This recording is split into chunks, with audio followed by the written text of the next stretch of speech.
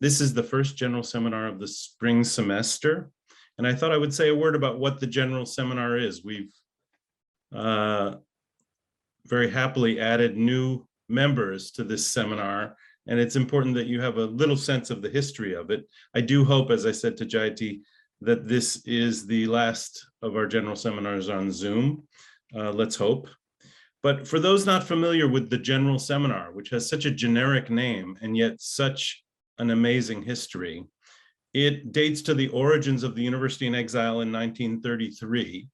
It was designed by the president of the university at the time, Alvin Johnson, who brought the exiled scholars in specifically as an interdisciplinary space where scholars would present their work on major social and scholarly questions of the day to scholars of a variety of fields and disciplines.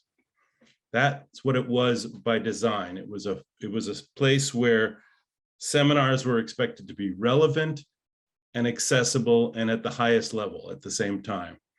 Faculty were required to attend, by the way, and many of the papers that came out of the general seminar were published in the journal Social Research, which was kind of the twin of the general seminar. It was the journal of the University in Exile, the graduate faculty at the time. The seminar has gone through many changes over the years, but I would just want to mention two to get us started. The first is that about 5 years, just two recent ones, students were invited, not just faculty. About 5 years ago, we opened it up to the NSSR graduate students, and I'm pleased to see a few of them here today. And then about 2 years ago, a self-organized group of Black and minoritized faculty requested that they use the space of the general seminar to raise issues and feature scholarship on race and racism to the NSSR community. So this continues in that latest tradition. And today we have a treat with an old friend, Jayati Ghosh, very much in the spirit of these recent seminars. Jayati has for years been interested in gender, class, caste, and their interrelation within the context of capitalism and capitalist development. So she was kind of intersectional before we even used the phrase. Her work for years has been in that vein.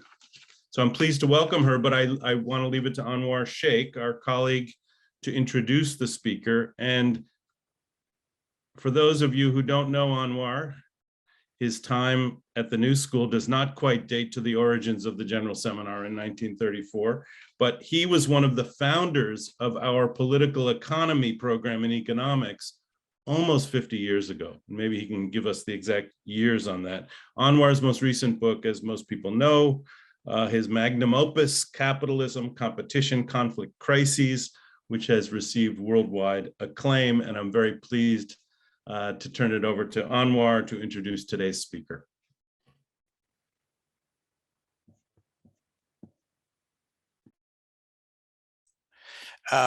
Thank you, Will, and thank you all for attending this seminar. It's as Will said, has a pretty glorious history, and I think we're always happy to have the kind of great speakers.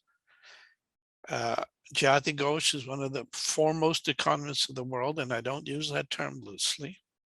She has a PhD from Cambridge University, and she's now in the Faculty of Economics at Amherst and the Center for Economic Studies and Planning at JNU. Jayati has authored or edited 20 books and more than 200 scholarly articles. I actually looked at the list took me quite a while, it's 37 pages. Her topics have really extraordinary range, from issues of development, of gender, monetary policy, political and social activism, the theory of tax justice, and books and articles such as Interpreting the World to Change It. Those of you who have some background in political economy can recognize where that phrase comes from.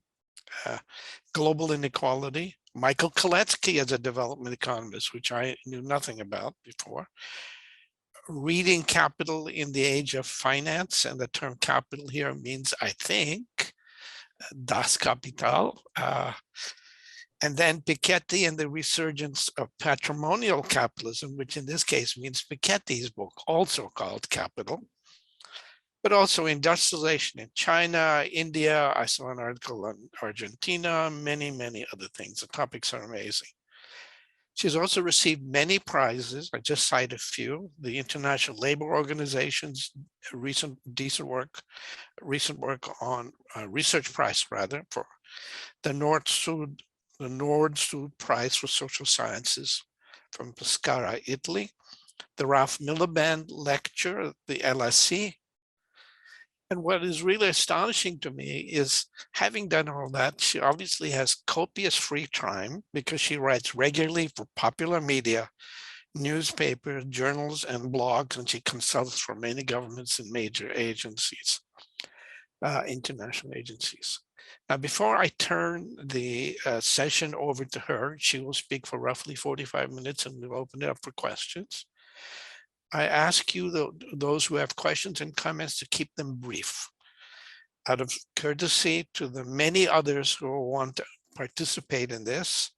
And if necessary, I will remind the speakers and commentators of the appropriate length of time.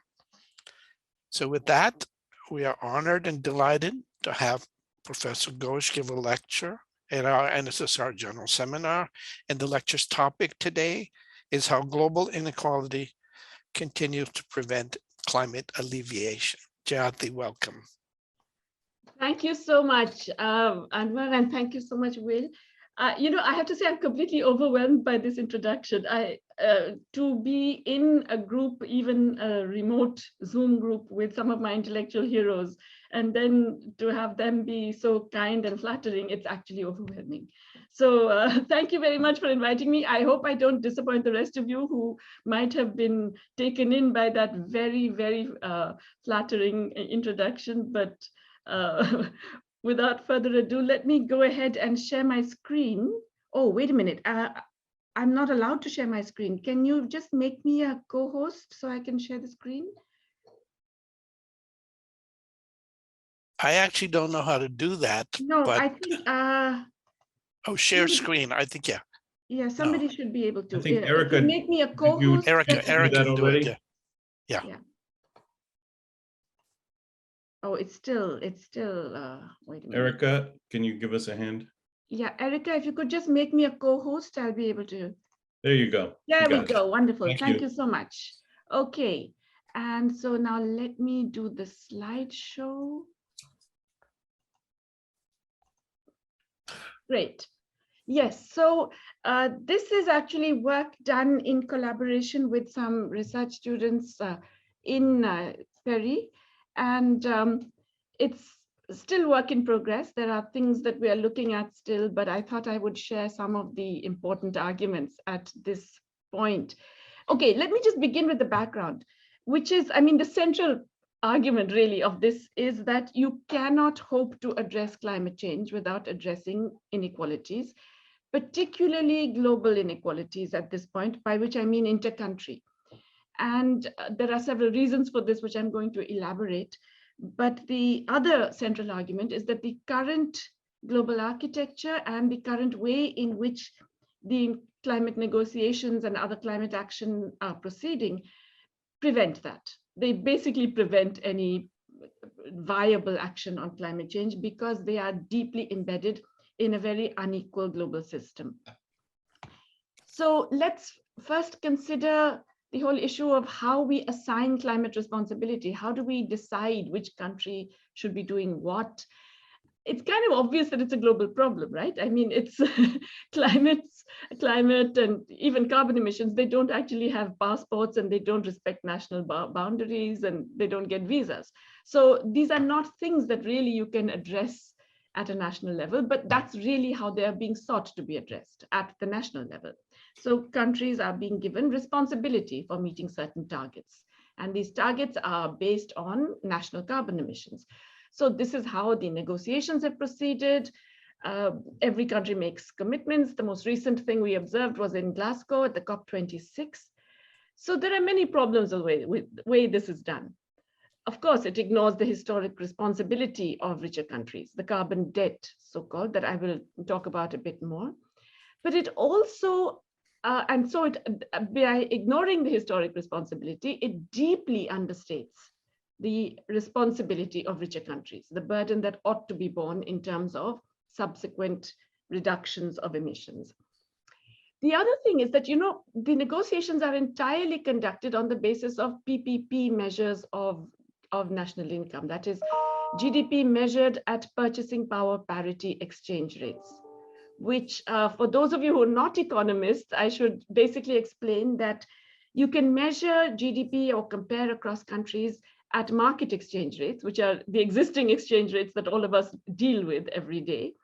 Or you could measure it according to this construct, which is in terms of purchasing power parity, which basically argues that, while the market exchange rate for the Indian rupee is 75 rupees to $1, you can buy a lot more for 75 rupees in India than you can buy for $1 in the US. And therefore, we should have a different measure, which takes account of the fact that the purchasing power of the rupee is greater in India. And there are all kinds of problems with this. I could do another whole rant, another 1 hour rant on this one, but I won't. But there are many problems.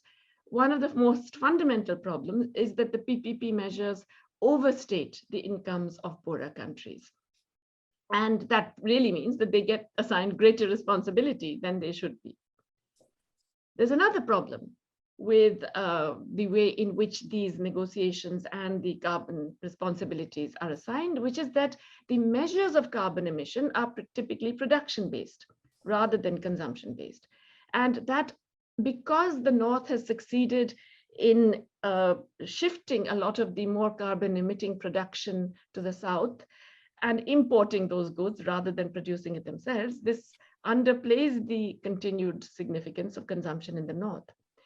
And of course, what we observed, especially at Glasgow, is that there's this whole tendency to blame emerging countries, particularly China and India. So you say, oh, look at them, their carbon emissions have increased so much and shame on them. And India in particular was singled out because it wrongly, in my opinion, the Indian government refused to agree to clear standards for the reduction of coal investments. But I think that was a wrong decision on the part of the Indian government. But I think the basis on which the sort of moral fingers were pointed at India are extremely dubious. Okay, so now let's consider what are the different ways you could actually measure emissions. There's the production-based emissions, which is where you basically say that your responsibility is fully on whatever happens in terms of production in your own country or area or locality. And it covers all production, whatever the points in the value chain of any product or service. This is the measure that's used by the UNFCCC, as I mentioned, which is, and by the global negotiations and by most UN organizations as well. Now, obviously, this doesn't consider the impact of cross-border trade, right? It doesn't look into the ways in which trade impacts on who's actually responsible for carbon emissions. So even in there are different ways in which you could look at it. There's one method, which is what you could call extraction-based.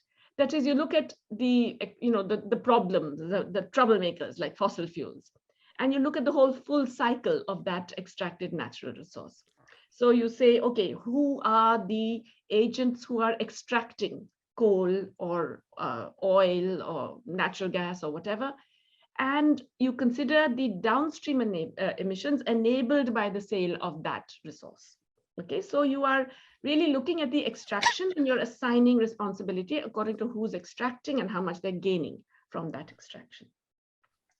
There's another way of looking at it, which is a sort of value-added emissions. I think Will would appreciate this because of all his work on global value chains. Here you're looking at the share of value added in the life cycle of the product, that is to say, in each step of the value chain. So you are looking, again, internationally in a way, but you are not assigning the full responsibility of the entire production within your geographical boundary. You're looking at which part of the value chain that emission is contributing and how much that is.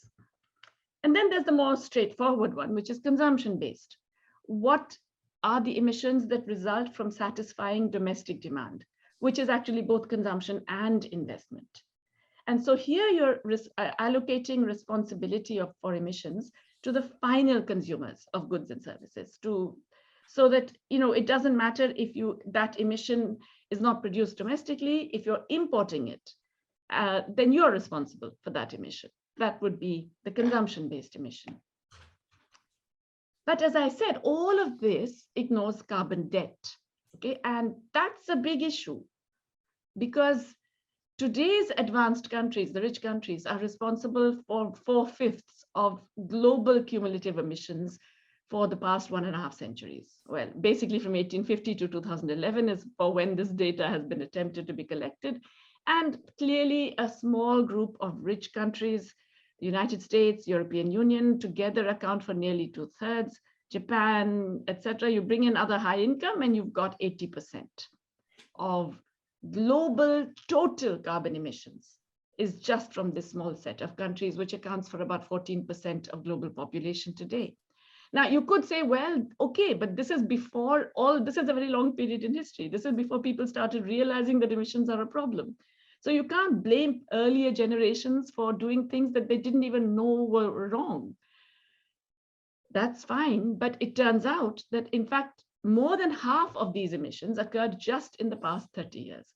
And the past 30 years, let me remind you, that's actually not that long ago. It's 1990 onwards, when everybody knew about climate change, when in fact people knew about the causes, the sources, the types of energy, etc. And therefore you could have done lots more in terms of climate mitigation.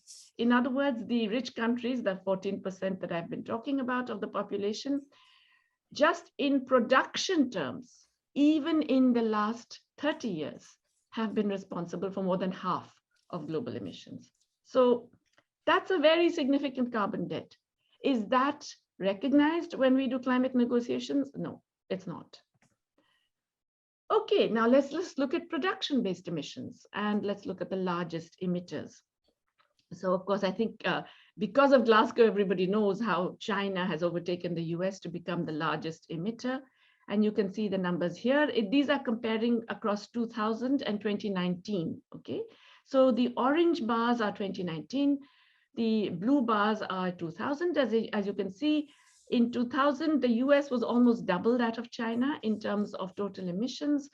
Now China is almost double the US. In fact, not almost, yeah, almost double the US, okay? India also has increased dramatically, although it still remains well below the others. Russia also has remains a large emitter, although it's actually significantly less than India currently. Remember, however, that India and China are extremely large population countries, unlike the US, for example, or Russia. And well, for those of you who are interested, there are all these other countries, but I'm going to skip that for now. But if you, and so per capita emissions, here we have a very different story, okay? Here the United States dominates along with Saudi Arabia and Australia. Now, notice this is production-based emissions. So in fact, the resource extracting economies, Saudi Arabia and Russia and Australia are really resource extracting economies, tend to have higher production emissions even per capita. The United States is in a peculiar position of being very high per capita emissions in production, and it's also, we will find, in terms of consumption as well. But what's notable here is that unlike the earlier case where China has exceeded the US in emissions, total emissions, here it is in fact less than half in terms of per capita emissions, even after that very dramatic increase in the recent 2 decades. And India is way below. It's only 2 metric tons per capita compared to 16 for the US, and significantly higher for most European countries. So the per capita emissions tell us that it's not really all that sensible to look only at the total emissions. But, and this is the point I made earlier about looking at it in terms of final demand rather than production, you find that actually international trade is still playing a very big role in driving emissions. So this is just what's going on in 2015, okay? And what this tells us is how much you're producing in terms of carbon emissions, million metric tons, okay? So this is total. How much you are consuming in terms of final demand, how much of your total consumption plus investment is generating emissions, that's the orange bar. And the balance is the gray bar. So if you have a negative gray bar, as US, for example, does, well, all of the rich countries at the bottom of this chart have negative balances. And that really means that they have managed to shift their consumption onto carbon emitting imports. In other words, they're exporting the emissions, if you like. They're importing carbon emitting goods, goods that are produced in carbon emitting ways, which really means that they are succeeding to export their emissions. Yet when they make their pledges for zero balance in 2030, 2040, 2050, 2060, whatever it is, the pledges are all in production terms. They're not in consumption terms. Okay, as you can see, the balance is huge for the United States at 774 million metric tons. Okay, it's just the balance. And pretty much all the rich countries that are, I've taken these 10 countries because these 10 countries together account for about slightly more than 80% of total emissions globally. So it's, and they are a mix of developed and rich countries, developing and developed countries. So it gives you some idea. The developed countries here, South Africa, China, Russia, and India. Well, Russia is not a developing country. It's God knows what it is. But anyway, it's a resource extractive economy, which is not considered part of the advanced economy group. But these four basically all have positive balances, which is to say they are exporting goods which are carbon emitting, and their domestic demand tends to generate fewer emissions than their domestic production. Okay, whereas Italy, Germany, France, UK, Japan all have these negative balances, and the US, as I mentioned earlier, has the biggest negative balance of them all. Now, in fact, this is a photograph at a point in time. I should tell you that there was a whole process that from about 2000 onwards, you can, well, from about 1990 onwards, you can see a dramatic increase in this, if you like, what I'm calling the export of emissions. It peaks around 2006, 2007. And after the global crisis, we find that it's been coming down. So what you're seeing here, 2015, is a reduction from the peak of 2006. So if you look at per capita emissions by final demand, that's the real difference in emissions. Okay, that's what I had given you earlier, the per capita number, that's the production emission. And here you notice that other than Russia, the big natural resource exporters are not that important. Okay, the United States remains huge, 18 metric tons per capita. Germany also emerges as very large. Japan emerges as very large. And pretty much all the European countries, the rich countries, are large. China also is actually quite large in comparison, and South Africa, but India is tiny. It's only 1.5 in terms of final demand. Which is, you know, really to sort of attack India for being a major emitter is bizarre in that sense. When you look at the per capita emissions by either production or total final demand, it's really very, very small. However, and this is a very important point, there's a lot of domestic inequality in emissions. This particular table is taken from the World Inequality Report, actually a working paper of the World Inequality Report, and it's really a lot of credit to that team, the Paris World Inequality Lab with Thomas Piketty and Lucas Chancel. This work is done by Lucas Chancel, and it's extremely useful. Of course, yes, there are heroic assumptions in terms of assigning the emission, but it's done with a lot of painstaking, detailed sort of attempts to validate this empirically. And it tells us something quite striking, which is that, in fact, within countries, carbon emissions are hugely unequal. And especially in the newly very unequal regions of East Asia and South and Southeast Asia, it's striking how much the variations are. Okay. I'm sorry, this number is a typo over here. And South and Southeast Asia, it's not 12.0 for the bottom 50%, it's 1.20, okay?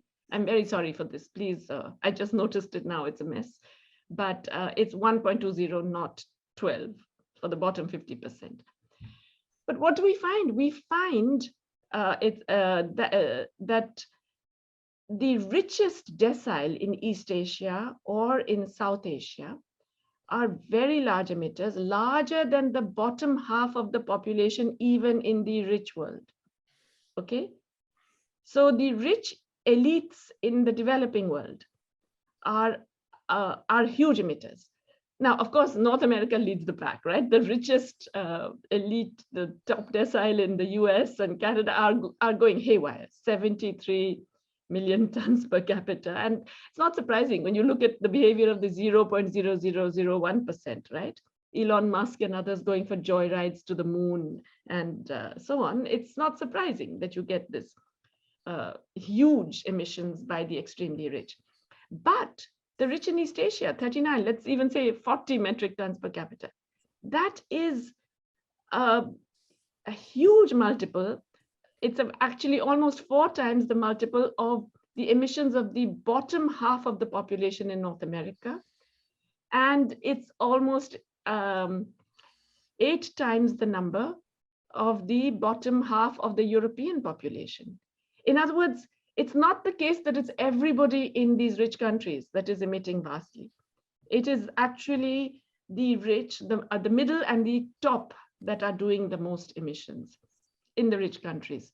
And the poor, or the bottom half of the population, what's interesting is not only that they emit much less than the middle in some and rich in some of the poorer regions, but also that their emissions have been coming down over time for various reasons. So it's, you know, it's so often the attack is on strategies that will hurt the incomes of the poor when they're the ones who've been controlling their emissions or have reduced their emissions. And they are not designed to impact on the carbon emissions of the top, the extremely rich, as we can see here. We could spend a long time on this graph, but I'm not going to because there's lots of other things I want to tell you about. So let's look at how this carbon emission reduction has happened in many countries. So this is one of the other, I should have given you that chart, I'm sorry. But there is evidence that especially in the advanced economies, they are reducing production emissions, okay, by GDP. And this was announced with much fanfare in Glasgow. They were all coming and saying, look, we've reduced up our emissions to GDP ratio by this much, and isn't that wonderful, and see how good we are, and so on. So there are ways in which you can do them. You can do it internally or externally. Okay, so what are the internal ways? You could reduce the energy use per unit of GDP. And that usually happens when there's a change in the sectoral composition of the economy. That is, you go from agriculture and manufacturing to services that often use less, often means typically use less carbon emitting kinds of production. Not always, Bitcoin is extremely energy intensive, but in general, there's a reduction in energy use as a share of total GDP because of changes in sectoral composition. Or you could see within sectors that there are technology changes that make you less energy intensive. You reduce the energy consumption per unit of output through new technologies that are more efficient at using the energy. And that too is, is happening and is useful. Then there's the other thing, that you change the kind of energy you use. That is, you go from the worst kinds of energy, which is coal, which is the most carbon emitting, that is the production and distribution and of coal and thermal plants, and so are not only the most polluting, but they're the most carbon emitting. Okay, so you shift from that to more desirable forms. And basically the hierarchy is that the best is solar or wind energy, that is the renewable energy. There's also nuclear energy, which is now being advanced by many as a viable option. I haven't brought it in because there's so many other issues with nuclear energy. But yes, after the solar and wind, nuclear energy is the next worse, if you like. In terms of the best, it's solar and wind, then it's nuclear, then it's natural gas, then it's petroleum, and then it's coal. Okay, that's the hierarchy. And so if you shift within your economy to using less coal, more natural gas, that already reduces your carbon emissions. And of course, if you shift to more solar or wind, then definitely you reduce. So, okay, this is, I now realize this was far too complicated a table to put up on a screen like this. So please forgive me. And I'm going to leave this to you. Those of you who want to look at this in more detail, you can have a look at the ways in which this has changed, the energy intensity and the emissions intensity per unit of energy. So those are the last two columns. The energy intensity of GDP is referring to the first two things that I talked about, the sectoral composition and the technology changes within sectors. And the emissions is a combination. The emissions is about which kinds of energy you're using. So that are you moving to better forms and so on. And if you look at it by component, you find this is just the change in the last 2 decades, very broadly speaking. You find that every country has reduced its energy intensity, every country. And that's again because of sectoral shifts and technological change. Some have done much better than others. The United Kingdom, surprisingly, significantly higher than pretty much everybody else in this chart. But it's not the same thing in terms of the kinds of energy you use. Okay, there's much less change for the world as a whole, almost marginal change, I would say, 1.5% only over this 18-year period. Some countries have brought down the sort of more dirtier forms of energy significantly, like Germany or the United Kingdom. But India and Japan have actually increased their carbon emissions per unit of energy. In other words, they're more dirty energy production today than it was in 2000. And that's interesting, that's significant, that it's a much more uneven picture in terms of that aspect.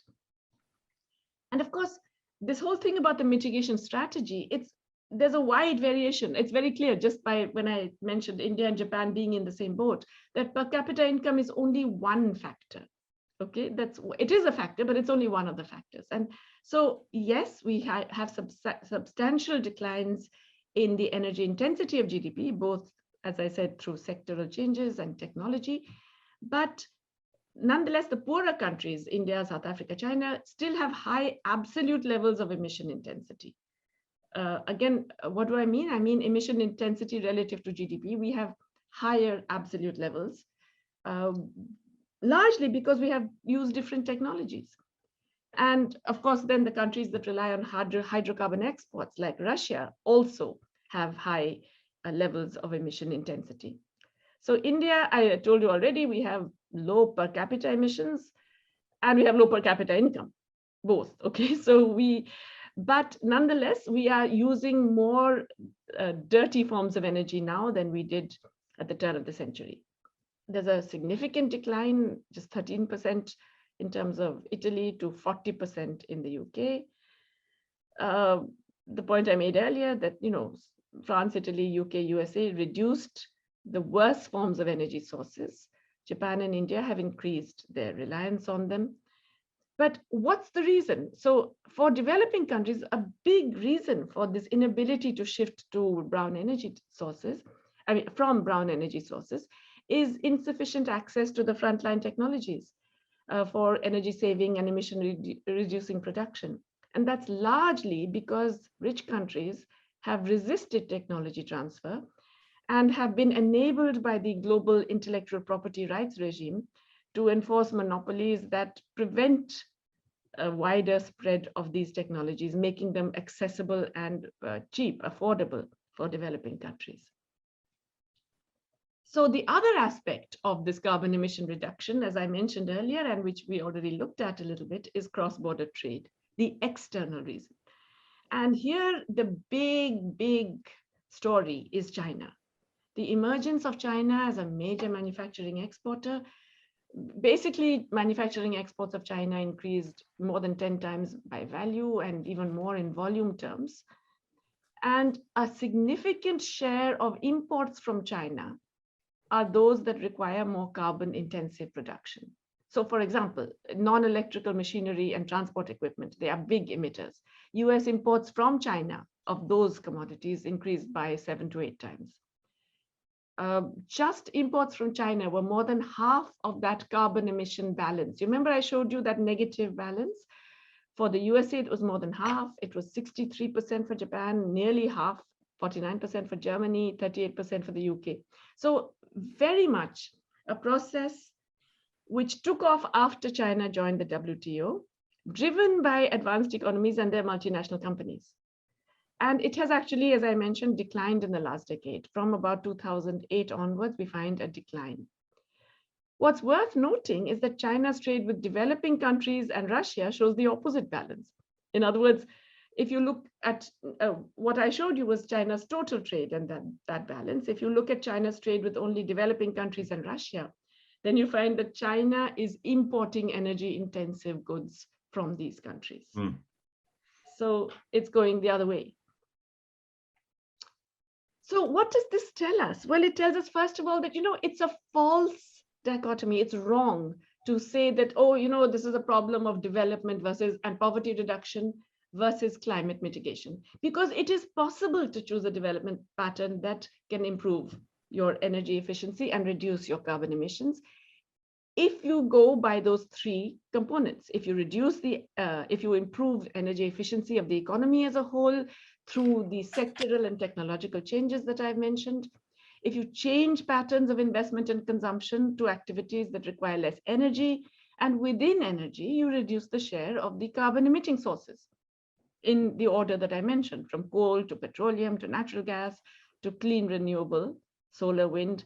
Even hydro, I'm conflicted about hydro because dams, we all know, dams are so problematic as well. So much displacement, so much other stuff going on. But even developing countries, we can do this, but we need to change the way we are proposing to develop. For example, current patterns of urbanization are unfit for purpose. They're based on an earlier model where carbon emission, energy efficiency, etc., were not the problems. Trying to impose a smart cities model, which the Indian Prime Minister has at least talked about doing, not done very much about, but has talked about doing, on existing cities is hugely difficult, expensive, and requires such major overhaul of urban infrastructure that really it hasn't been done very much. However, it can be done.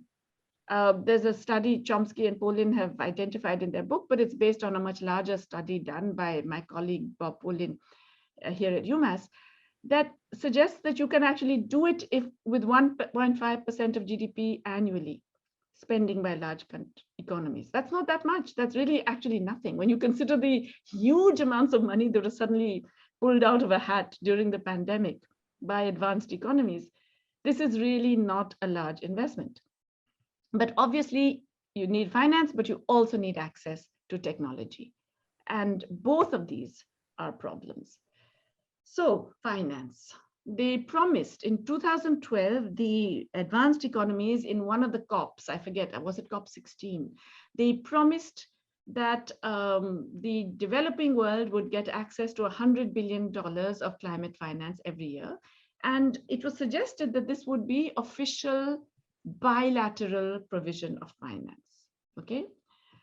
What have we got instead? A total of less than 67 billion per year on average in that period, certainly ever since 2013, really nothing in comparison. Even now we have the data for 2020 and it is still at about 84 billion. So well below this 100 billion that was promised for the entire developing world. I'm going to show you how pathetic that 100 billion number is in the first place. But let's just look at this. Even this is not bilateral public climate finance. That's only around 30 billion.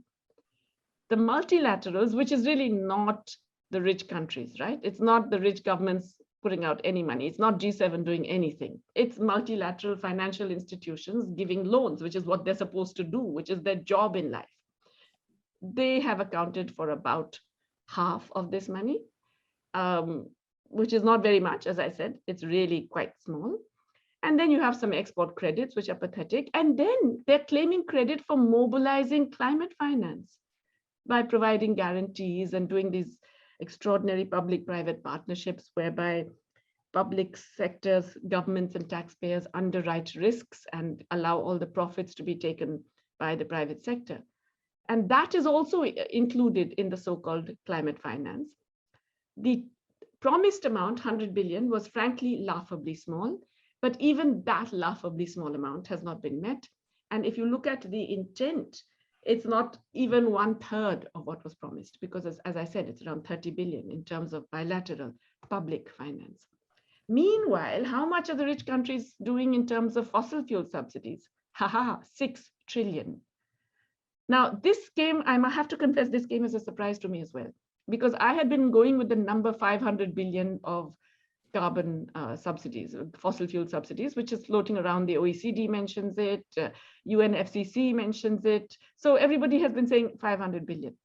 There's a new study by the IMF, of all places, which actually tells us that it's much, much larger. If you measure all these subsidies together, you get a very much larger amount. And it rose dramatically in 2019. It came down a bit in 2020, but that's also because we all know what 2020 was. It was the pandemic year. And it is set to stabilize at 2021 and rise again after that. If you look at the United States alone, it's 700 billion, which is considerably more than the 500 billion, which is supposed to be the whole world's fossil fuel subsidies. So where are we? We are at 6 trillion fossil fuel subsidies annually, and 100 billion climate financed promised, 100 billion only compared to 6 trillion, okay? And even that not being delivered. So it's beyond pathetic, right? It's obscene. And meanwhile, the international economic architecture is preventing the change. So really, what do we need? First of all, we definitely have to use not purchasing power parity exchange rates, but market exchange rates to determine both GDP and climate obligations. We should bring in carbon debt, the historical carbon debt.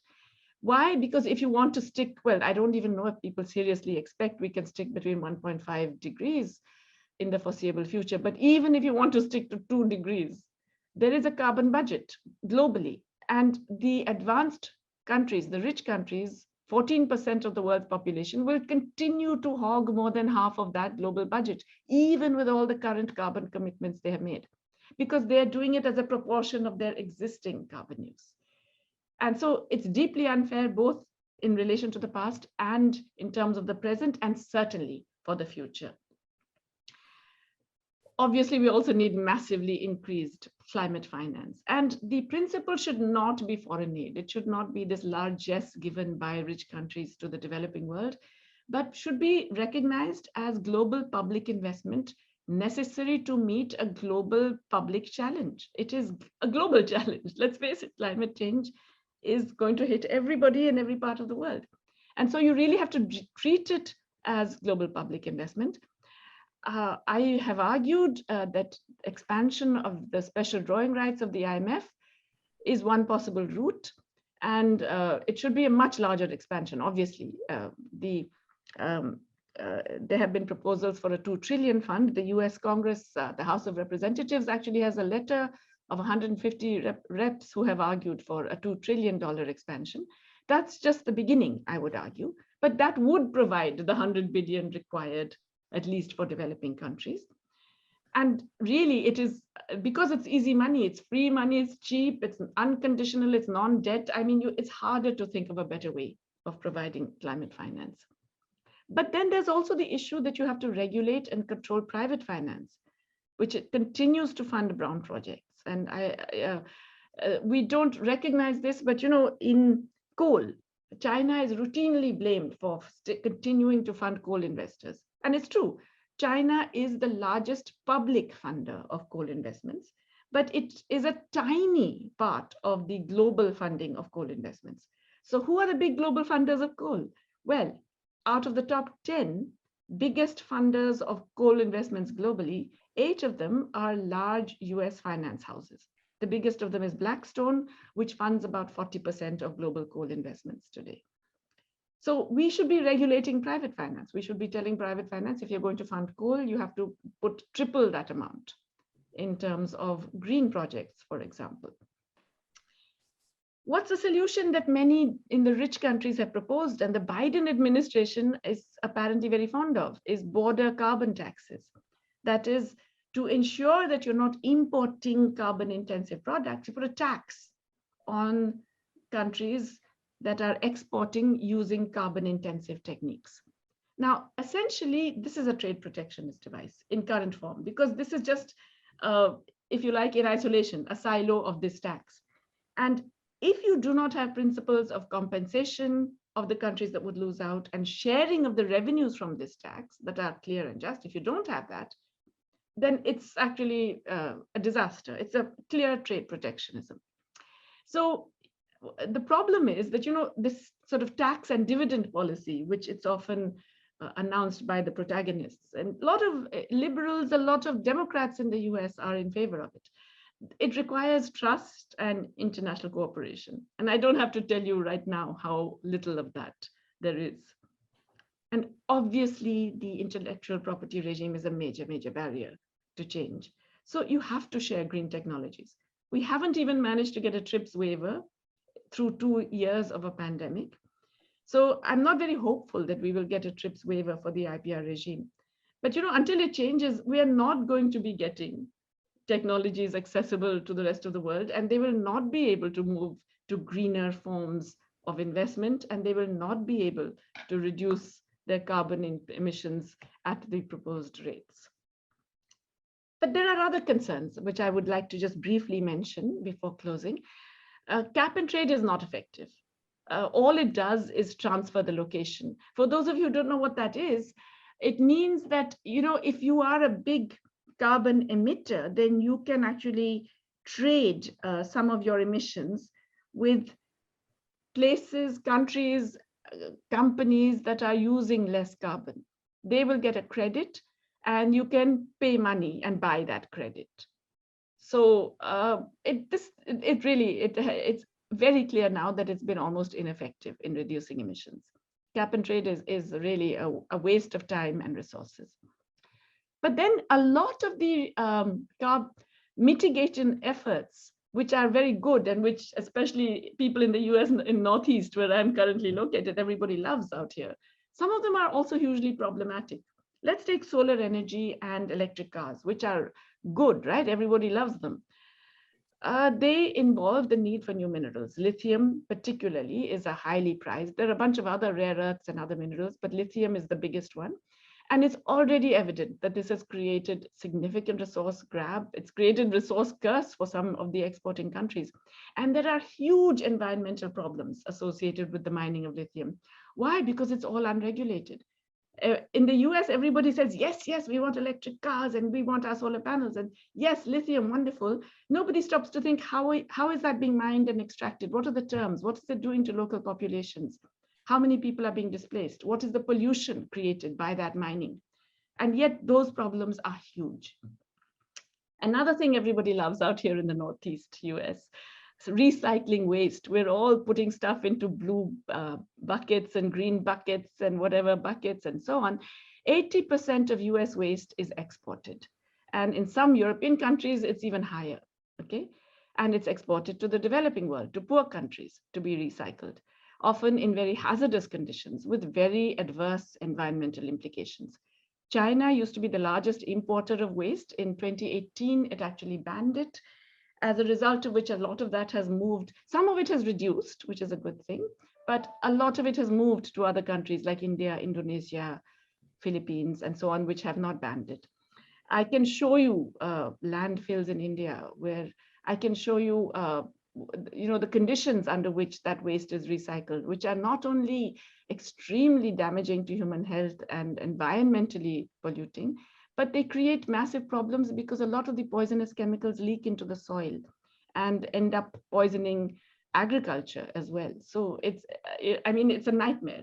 Again, it's a silo mentality. We are being good here. We don't care what happens afterwards. We don't care what happens across the border. And I think that's another huge problem in the current mitigation strategies.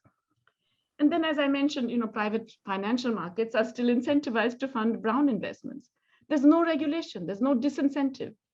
And the amount of climate finance for good investment, green investment, is so small in comparison to the trillions that are still available to fund brown investments that there's really no contest. The other big scam is ESG, environmental, social, and governance indicators. And of course, that's the current name of the game for companies, especially global companies who want to meet standards and get kudos and get subsidies from the government. It's basically greenwashing on a global scale. I can provide details in the discussion if people are interested, but it is once again obfuscating the problem and adding taxpayers' burden to it rather than really addressing it. So there are continuing concerns, okay? I think it's kind of evident from everything I've said that, you know, neocolonialism pervades the existing climate strategy. So then the big dilemma, how do we revive a progressive multilateralism? Some of our friends, Richard Gozal-Wright and Kevin Gallagher and others, they've been writing a lot about a global Green New Deal. I too am a proponent of what I call a multicolored global New Deal. I think it's essential to do this multilaterally simply because it's a global problem. But how do we revive it? Because we have to abandon the unjust and counterproductive features of existing processes and legal architecture, but we are stuck with this frame. We have this frame of the IMF, the Bretton Woods institutions, the WTO, the existing power relations. There's a real problem in terms of reviving a progressive multilateralism within that. Okay, so then not multilateralism. How much unilateral action can you do? Is it possible even for developing countries to do unilaterally? Supposing we think of regional responses, can we at least think of some regions getting together and doing some of the things I have talked about internally, even in terms of generating new technologies or, you know, reinventing, copying the wheels, emulating what is going on elsewhere and generating newer strategies? The trouble is that all our regions have got so many geopolitical tensions. I mean, everyone's focused on Ukraine right now, but there are potential flashpoints across all developing country regions as well. And that does inhibit the potential for cooperative regional responses. I think I already talked about inequality and how there's such inequality even in carbon emissions. But the fact is that that inequality is also related to very major power of the national elites. And that makes it very difficult to push policies even at the national level. And that is made worse by the fact that we've got growing authoritarianism in many of our countries, my own included. And it is intertwined with new technologies. So you have 360-degree control over populations. You have the ability of the national elites, a few small crony capitalists and a few large, crony capitalists and others, to push their positions onto states and then to prevent dissent or opposition utilizing new technologies. So are there any chinks in the armor for progressive forces to utilize? I would argue there are. I would argue that despite all of the terrible things that I've said, I think there is scope and potential for significant changes. And these changes are going to come not from the center. They're not going to come from a global, suddenly the group, the G7 has a rethink and becomes good and becomes Mother Teresa and says, yes, I'm going to do things for the welfare of the whole world. No, that's not going to happen. I do believe what we're getting right now is fissiparous tendencies, which is the opposite of progressive multilateralism. But if those fissiparous tendencies provide the space, both geopolitical space and economic space, for doing things differently, then you can actually get movement. You can get things going in certain small places, which will then expand and elaborate and so on. Why am I going this route when, you know, clearly the other route is better? Because I don't want the best to become the enemy of the good. And because it's so urgent. Things are changing very rapidly. We are reaching tipping points. We can't afford to wait till, you know, everything changes. We have to begin by changing things where we can. And I suppose that's really the purpose of this talk as well. Okay, thank you very much for your patience. I'm sorry to have gone on for so long.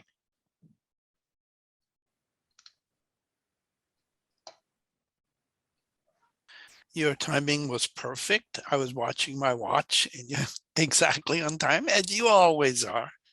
Okay, we open it up for questions. I'm going to call on people, and as I said, please pay attention to timing, because we have until 3:30, 3:40, whatever. So we want to give in as many questions as possible. At the moment, I don't see any hands. I thought I did. Mark, you had your hand up at one point, but I don't see any hands. There must be. Abu, was that a hand up or? Oh, sorry.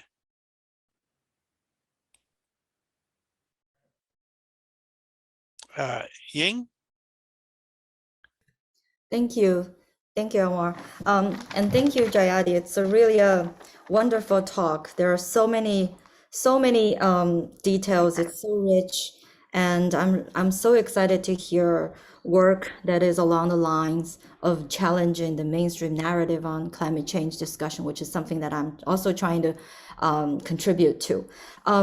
So I want to just mention a few points that really caught my eyes, and also to raise some follow-up questions regarding that. The first thing is that I completely agree with you on the comment that the current narrative on climate change has really been dominated by the West in a way that is rather misleading, and to divert our attention from those who really need to put a lot of effort to reduce emission at the current moment. And we see a lot of blames being put on emerging economies. You mentioned China and India. And I want to also add that a lot of the blame has also been put on sub-Saharan African regions, like countries there. There has been a lot of report on, the rapid population growth there, and if they grow, their economy grow, what's going to happen? So all these kind of really dangerous, racist, and Malthusian implications can be drawn from arguments like that. And I was just reading a report this morning, which was just published on Nature, I think, or maybe a subjournal of that. And it was using the World Bank consumption data. So it's consumption based. And it estimated that even if the whole world is able to eradicate the extreme poverty, which is basically to lift people out of the situation of living on less than $1.9 per day, the overall increase to global emission is only going to be less than 1%. So really the problem is not the poorer region. And just, I think based on the data that you showed in the presentation, just looking at the actual consumption, the energy intensities of the consumption patterns in the West, we can really see, where the effort should really be targeted in. I also want to say that there have been a lot of narratives and proposals being made on things like, developing countries should make dietary changes, like, they should eat potatoes instead of rice, and that's going to really help our global environment. And so, and also like things like, all the countries should phase out coal completely and without a differentiated timeline. I think those are really, in a way, very, it seems very consistent, but in a way it's very biased against countries that coming from a, basically a less, maybe less powerful and more vulnerable situation. And we actually see a lot of the countries that prematurely phased out coals and experience power shortages and things like that. So I think one of the questions that relating to what I just said was that I think you mentioned about the global inequality and how it is really preventing from this global collaboration and global effort on to fight against climate change. And I wonder whether you can also comment on how how this power inequality played a role in that. So it's not just in a way the financial inequality, the income inequality, but also the power associated with the West in terms of really dominating and shaping the narrative.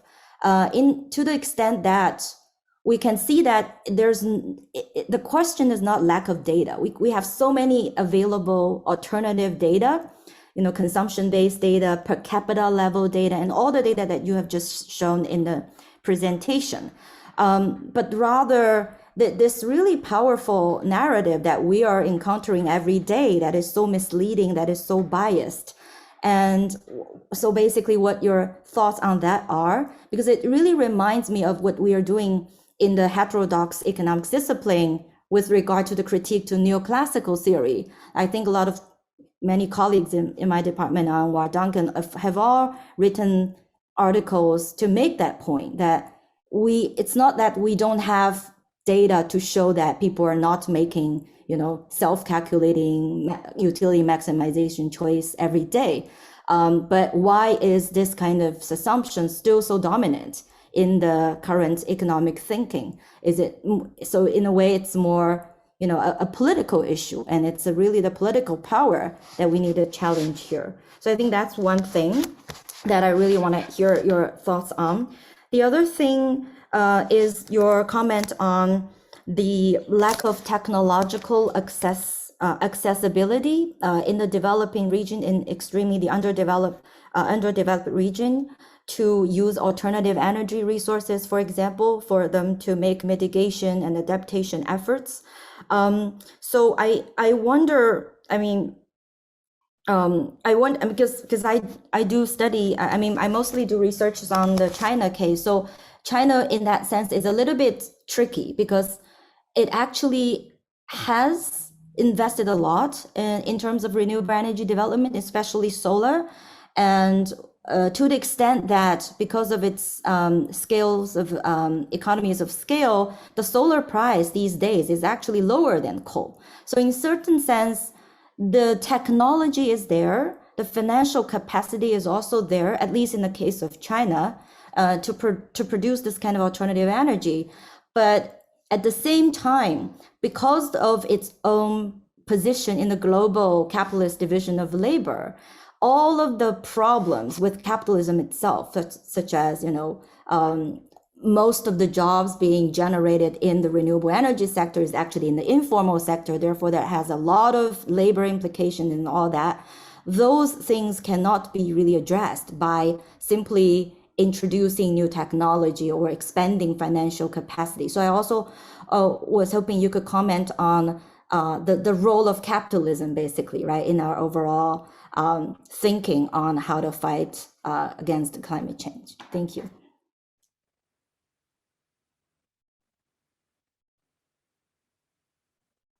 Should I respond, Anwar, or I noticed that Abu has a hand up, or should I respond first?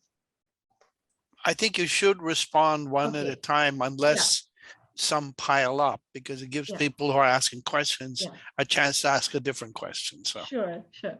Yeah, thank you so much. And yeah, you're absolutely right. I mean, you hear all this stuff about, dietary changes required in the developing world, which is already consuming much less than in the rich countries and so on, all of that.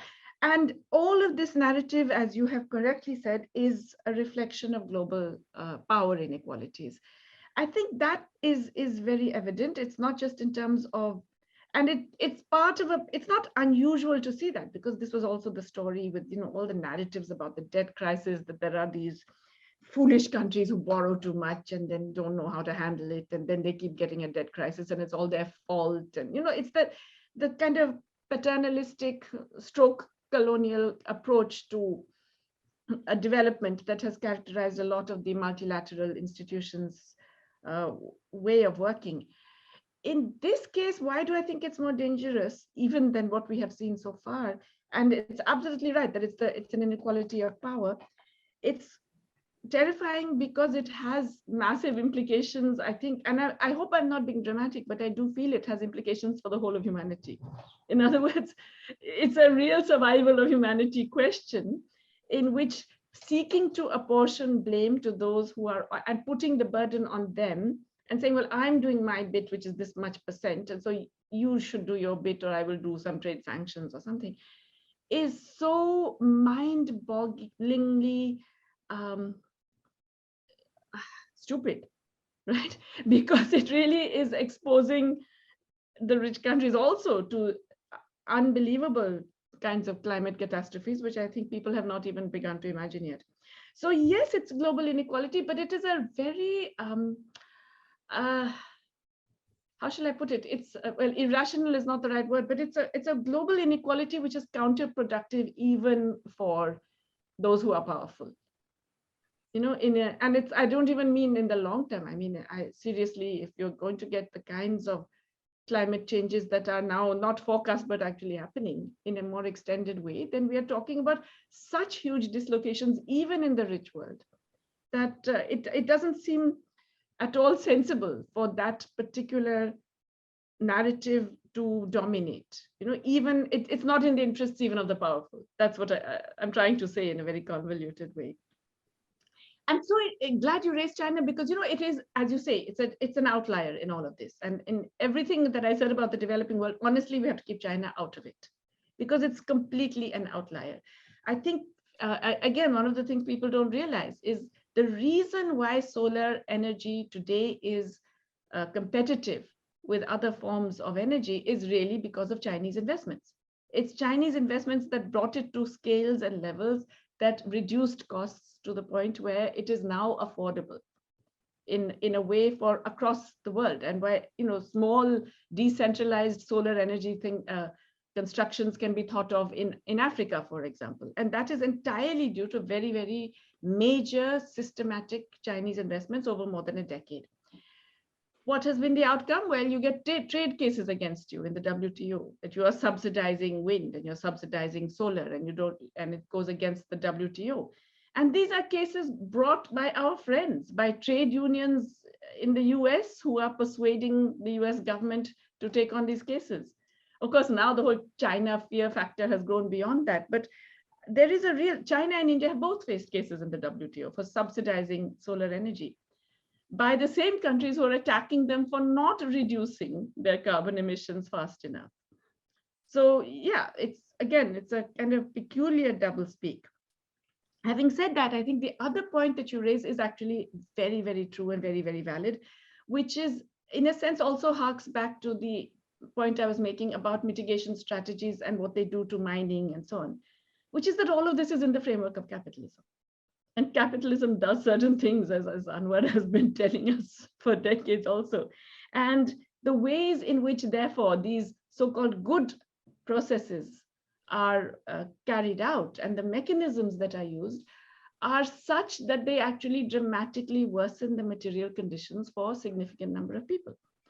So whether it is the mining for lithium or rare earths in parts of South America, or even, in fact, in tribal indigenous areas of the United States, or it is the growth of renewable energy using very informal and less protected workers in often hazardous conditions.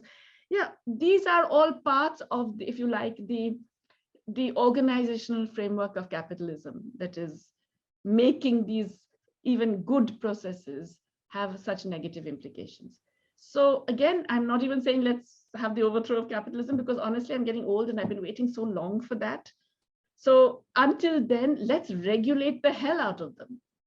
At least let's put in the regulations to make sure that it cannot happen in that way. You know, I think that would be my, I know, sort of attempt at trying to deal with this huge monster that we are in.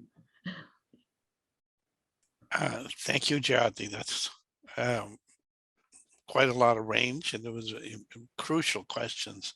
I see Abu's hand next. Yes, thank you, Anwar. Thank you, Jayati, for this. In some way, it's first of all, I'm not an economist. I'm an anthropologist, and you know, we're not required to think linearly, rationally, or with numbers around. So, but I'm really interested in, you know, what you said about in relation to the international economic architecture, and you said we are stuck with it. And I've been interested in what we think we are stuck with, and how stuck we are. And And right at the end of the answer to Ying, you also indicated that in a way we're stuck with both capitalism and capital itself in the, I guess the amount, I don't know what the size of the world economy is in terms of capital, speculative and others, something like $800 trillion or some ridiculous thing, looking for its, 5, 10, 20, 25%, which is going to have to dig out of every single corner, So yes, as much as climate change is a global problem, so is capital a global problem. And it doesn't seem like if you say we're stuck with capital, then we're also stuck with climate change, including all the other environmental damages, mining, etc. So, but to go back to the main question I have for you is, what are the things you think we are stuck with? How stuck are we with them? Aside from the international economic architecture, which you named specifically, but there might be other things we're stuck with, and also just how stuck, if you can maybe reflect on that with us. Oh, wow. Okay. Big question. What are we stuck with? I suppose it's also a question of the time horizon. And the reason perhaps I said what I said is because we don't have the time to defeat the global economic system before the system defeats us, by which I mean actually, tipping points, which create unlivable conditions for humanity, climate catastrophes of a level that we cannot even imagine, and associated with that, all kinds of social, political conflict, worsening of inequalities, etc. Okay, so I think there's a real urgency to the moment. If there's an urgency to the moment, then obviously we have to think of the things we can try and do as fast as possible, in addition to our broader goals. So, it's true, I spent my life saying we have to end capitalism, okay? On the other hand, I don't want capitalism to end us. So at least let's tie its hands, is what I'm broadly saying. So when you say, okay, then what is it that we are stuck with?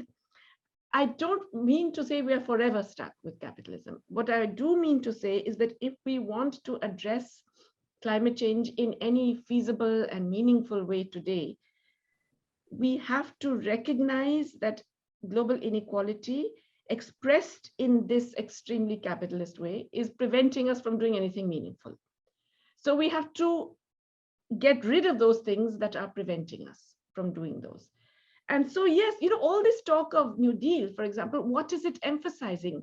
The New Deal was all about what you could call the 3 R's, right? Regulation, recovery, regulation, redistribution. So recovery based on massive public investments, massive. So number one, yes, massive public investments, publicly accountable public investments. I think the two, it's not just a public investment that is supporting some private players, but publicly accountable public investment of a very, very large level. Massive regulation of private agents. I think we can do that. I think if there is enough political push for it, it is still possible within capitalism that none of us likes to actually push for massively regulated markets, financial markets that are where it's made so difficult, where brown investments are so disincentivized that they reduce sharply, where the compensatory requirements of any major mitigation efforts are made clear and are adequately financed. I mean, you don't have to do it all through public spending. You can do some of it through regulation and forcing companies to behave. And redistribution. I mean, there's so much low-hanging fruit out there that it breaks my heart that we can't even do those. Here we are saying, let's get rid of capitalism. We can't even tax those damn multinationals. We can't even make them pay the same rate that domestic companies are paying. You have a big scheme, OECD process, so-called inclusive process of base erosion and profit shifting that goes on for 7 years. And at the end of it, what do you get? An agreement that is welcomed by the multinational companies and will give you more or less nothing. For developing countries, instead of the promised additional tax revenues totally that we would have got of about 240 billion, what would we get under the new scheme? 9 billion.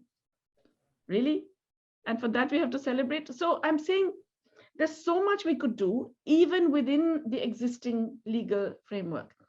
And it's not being done because of the continuing power imbalances that Ying mentioned, which are power imbalances of governments versus other governments, but also of large capital versus everybody else, and large capital's ability to influence government decisions, especially in the global north. So if we can even chip away at those, that gives you an opening to do some of the critical things that have to be done quickly. It doesn't get rid of capitalism, and it doesn't get rid of all of the other kinds of problems that can emerge, like informalization of work or the conditions under which a lot of the work is done. But if you add adequate labor market regulation, if there's sufficient push for all of these things, if there's very large public investment-led recovery, if there is associated regulation of financial markets, labor markets, capital markets, technology markets, etc. If technologies which are developed with public subsidies are shared, and they can be done. I mean, there's no reason for them to be patented by a few companies. These are technologies developed with public subsidies, so they should be publicly available. Then you get a different ballgame. I think what's happened is that, yes, it's all capitalism, but we've now got this enormous monster, which is preventing any kind of life from emerging. I keep being reminded of, I mean, Wolfgang Streeck is not somebody, a lot of people have real problems with Wolfgang Streeck, especially his role in the German Social Democrat Party and so on. But he has a book, I think it's called Is Capitalism Dead or something? And his answer to that is, yes, it is. Capitalism is dead. It's lost dynamism and all that. But the trouble is there's no one around to move the dead body out of the way. So it's this huge dead body, kind of like a shroud all over us, preventing us from doing anything. And so to begin by move it out of the way, we have to do these things. We have to do the public investment, the regulation, the redistribution. I know it sounds reformist. It's just, honestly, I've been waiting decade after decade for the big, the final defeat of capitalism. And when it doesn't come, I just want to get on with it and do something.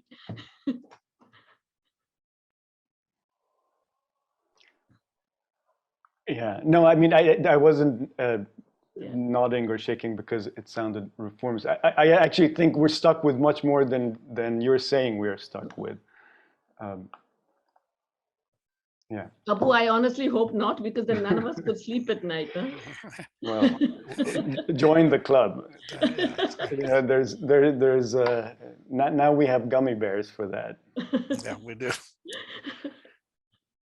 I am not seeing any more hands, so. There's a question in the chat, I think. Oh, in the chat. Oh, okay. Yeah, I didn't see that. Sorry. Yeah, if you have access, please go ahead and. Jessica yeah. Gao? Yeah. Yeah, please go ahead. Jessica, are you there? Yes. Hi. Yeah. Thank you. Thank you for the lectures. I'm very glad to be here to listen to. It's my honor. Also, I'm a graduate student in New School the first year, and this is my understanding for ESG. You mentioned that ESG is a scam, but I've been in this field like for 2 years. I do the studies, I read reports, but I feel like ESG is not really a scam because people pay much more attention on it, and a lot of so-called green jobs shows up. I think it's more like a concept to be realized, not like to be defined as scam. So what do you think? Yeah, I'm trying to remember the name of this guy who has written this book. I don't know if anyone here remembers. He used to be, he was a financial consultant who advised big multinationals on their ESG programs. And he's come out with this book, which is a real expose. Now, I'm sorry, I'm having a senior moment and I can't remember his name, but I will try and remember it and tell you. But anyway, his is a very revealing account of the way in which ESG has basically been used by multinational companies to push their own agenda, right? And to the term is greenwashing now, right? The term is basically that you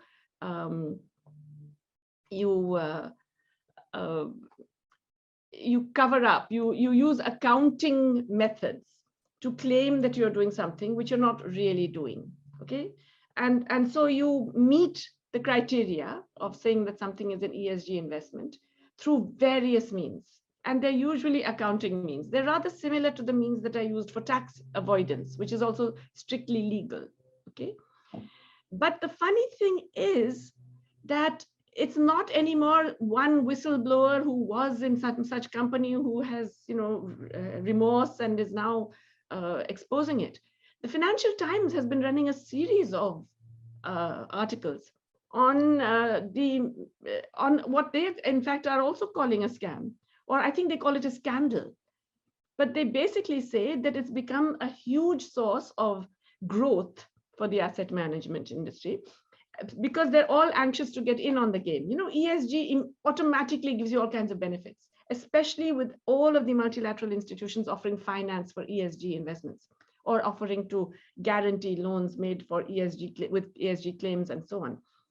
And insiders increasingly, and the FT is talking about this, are claiming that these are overly optimistic, they are misleading, and they are often made up claims which are done specifically to get access to these benefits and incentives that are being provided. Oh yes, Tariq Fancy, that's his name. Let me write it down in the chat, because I really do recommend everybody has a look at that. Where is it gone?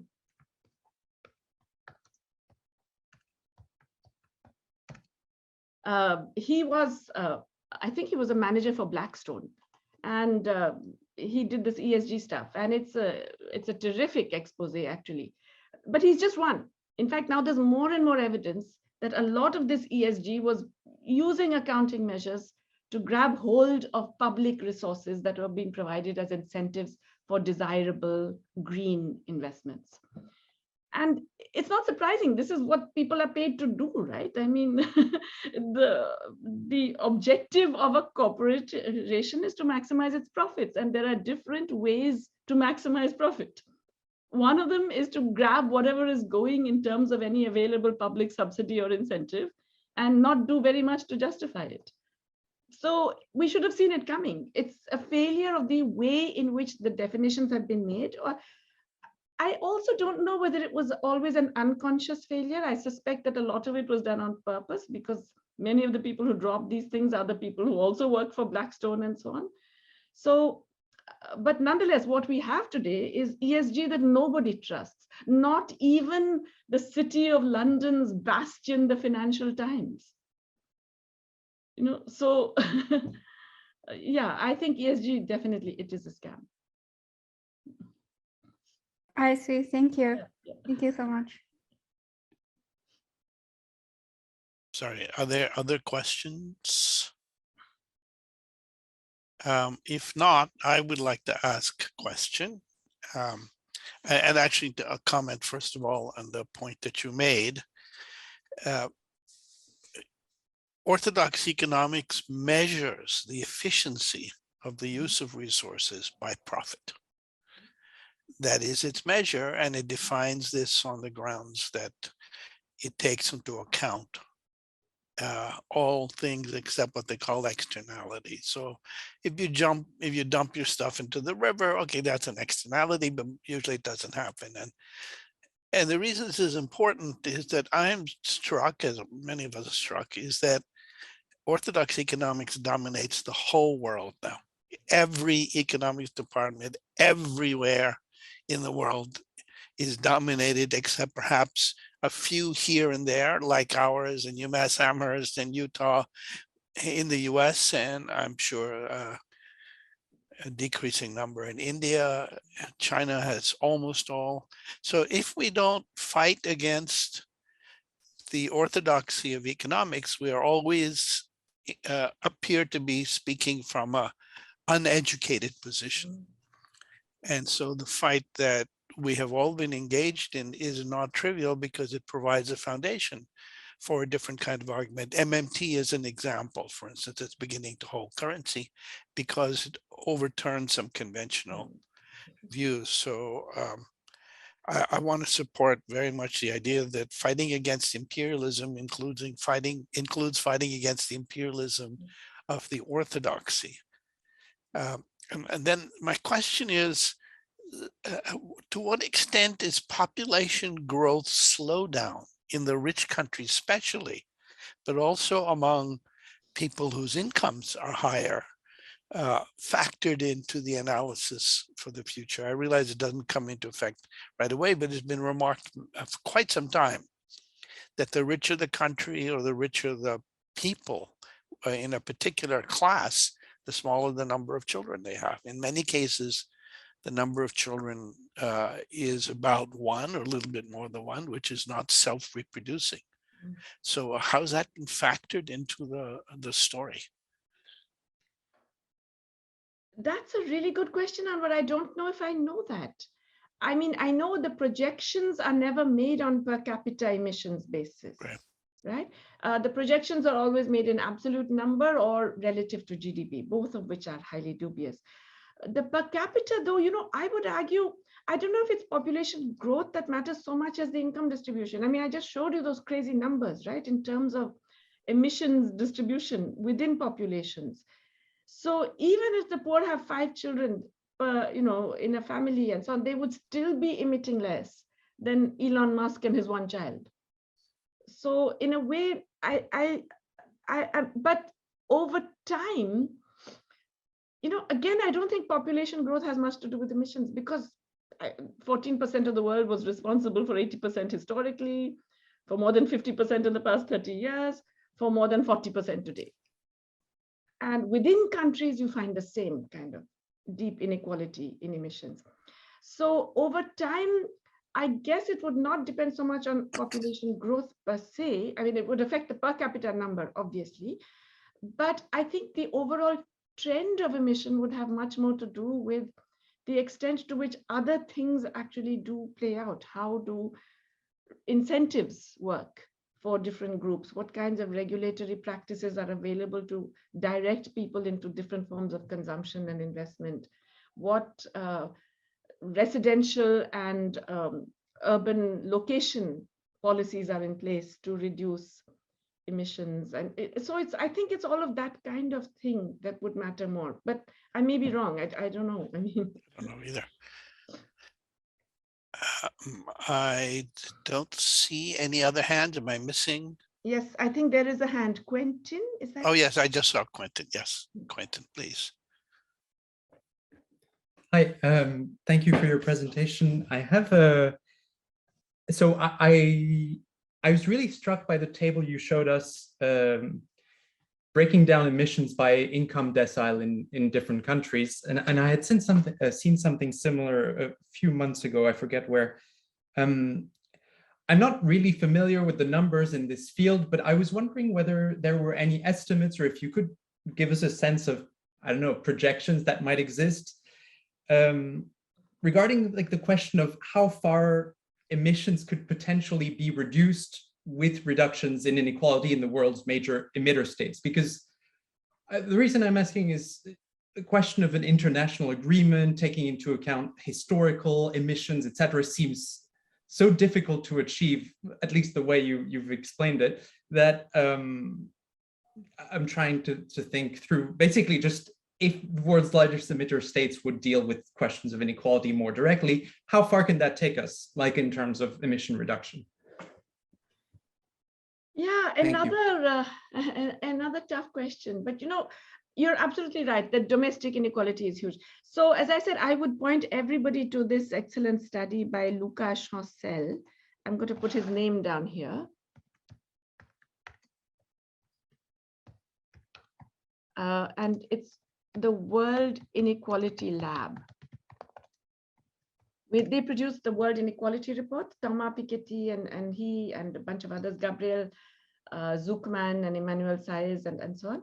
And Luca has worked specifically on this issue of, I'm proud to say he was actually a former student of mine. He did a course of mine in JNU way back when he was an exchange student. But anyway, he has done a very interesting study, which is, as I said, trying to measure the carbon emissions by income category across countries. And one of the points that is made in that working paper is very important, that all the carbon reduction strategies are hitting the poor. You know, carbon taxes, etc. These are all indirect taxes that hit the poor disproportionately, and they don't really impact the real emitters. So in fact, you can conceive of strategies that impact the real emitters. And so, and I would go from a combination of outright bans on certain activities to particular types of taxation of other extremely emitting activities. So let us say a trip to the moon could be banned. I mean, a private trip to the moon for the heck of it, which is what is happening at the moment, could be simply banned. But private jets could command a tax of, let's say, 1,000%. I mean, why not, right? And there are many different ways of reducing that kind of consumption of the extremely rich, which would at least operate as a slight disincentive and would have more impact than carbon taxes that impact hugely on the poor, who are already, as it happens, reducing their emissions and not even responsible for most of the emissions. So in a sense, what we've allowed is this sort of monstrous expansion, untrammeled expansion of the very rich in all our countries. Within India, as I think I told you, it's 6 times the average consumption carbon emission of the poor in the US, and even more than for Europe. So we really need to address the rich when we're looking at emissions domestically as well. Yeah, it's not so easy because there's this huge political pressure, but at least if people are more aware of it, then you could possibly generate enough of sort of a mobilization about such kinds of intervention. I don't know if that answered your question, but yeah.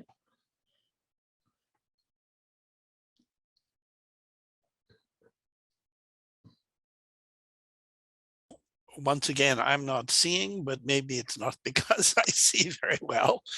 Are there remaining questions? Okay. Well, we're well on schedule. So Jayati, thank you. Thank you so much for coming. We were looking forward to arranging your coming. Abu, did you have your hand up? Did I just see that? I No. think it's a wave. Oh, it's a clap. Okay. Oh, it's a clap. Thank you, Abu. I have to tell the story. So I listened to the lecture of a professor at MIT who's doing groundbreaking work in physics that would go against the idea of quantum mechanics. And it was an hour and a half, and I like that kind of thing. But he couldn't figure out how to work Zoom. So keep in mind that the two are not connected. Zoom is really very specific. So again, to thank you, this has been fantastic. I've been waiting a long time, and I hope we can keep some kind of regular connection, you know, to this issue in the new school and in our department. And hopefully sometime we can see you in person in the not far future. Thank you. Thank you all for attending. Thanks a lot. Bye-bye. Bye. Bye.